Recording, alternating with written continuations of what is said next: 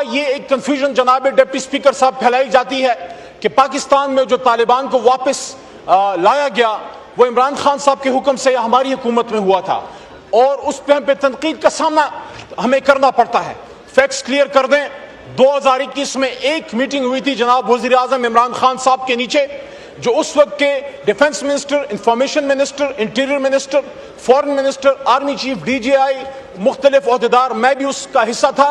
वहां सिर्फ डिस्कस हुआ, हमारे कुछ काबीना मेंबरान ने मुखालफत की और उसके बाद फैसला नहीं हुआ और उसके बाद कोई दूसरी मीटिंग उस पर नहीं हुई। फिर रजीम चेंज हो गई और हुकूमत बदल गई।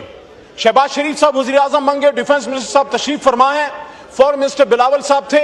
उनके दौर में जो रिपैट्रिएशन हुई वो फैक्ट सामने लाए जाएं। और मैं ये नहीं कहता कोई भी पाकिस्तान का वज़ीर आज़म, चाहे इमरान खान हो या शहबाज शरीफ हो या फॉरेन मिनिस्टर शाह महमूद कुरैशी हो या बिलावल साहब हो या एनीबडी, कोई मुल्क के खिलाफ काम नहीं करता, लेकिन फैक्ट स्ट्रेट होने चाहिए कि अगर शहबाज शरीफ साहब या मौजूदा डिफेंस मिनिस्टर साहब या बिलावल साहब तालिबान की रिपैट्रिएशन के खिलाफ थे तो आपकी हुकूमत में अफगानिस्तान से उनकी रिपैट्रिएशन हुई, 2022 ऑनवर्ड हुई, 2023 तक हुई। अगर आप हक में नहीं थे तो बिलावल साहब को अपोज करना चाहिए था, शहबाज शरीफ साहब को रोकना चाहिए था। सिर्फ चेंज ही हुआ कि इमरान खान साहब चले गए, बाजवा साहब चले गए और लीडरशिप आ गई। तो ये सारी रिपैट्रिएशन अगर हुई है तो आपके दौर में हुई है, आप रिस्पॉन्सिबल हैं। दूसरा, सिविल सर्विस रिफॉर्म, उस पर मैं आता हूं।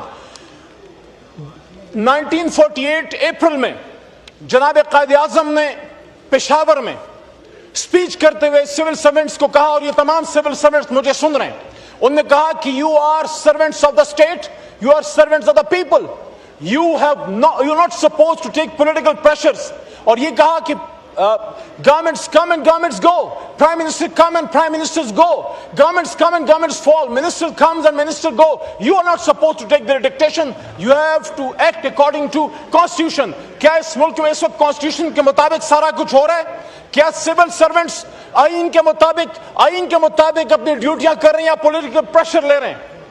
मैं ये समझता हूं कि कायद आज़म ने आपको वे फॉरवर्ड दे दिया था 1948 में, उस पर अमल करें। और आखिरी 1 मिनट में जो तीसरा इंतहाई अहम है, performance of the federal cabinet. When there will be a federal cabinet there will be issues. हमेशा अपोजिशन की तरफ से सवाल आते रहेंगे। According to Mustafa Impex case, Supreme Court of Pakistan की लैंडमार्क जजमेंट है जिसमें ये डिसाइड हुआ कि what is federal government, the prime minister and his cabinet combined is federal government. The decision of the federal government. जनाब डिप्टी स्पीकर साहब, cabinet division पे 3 topics पे कट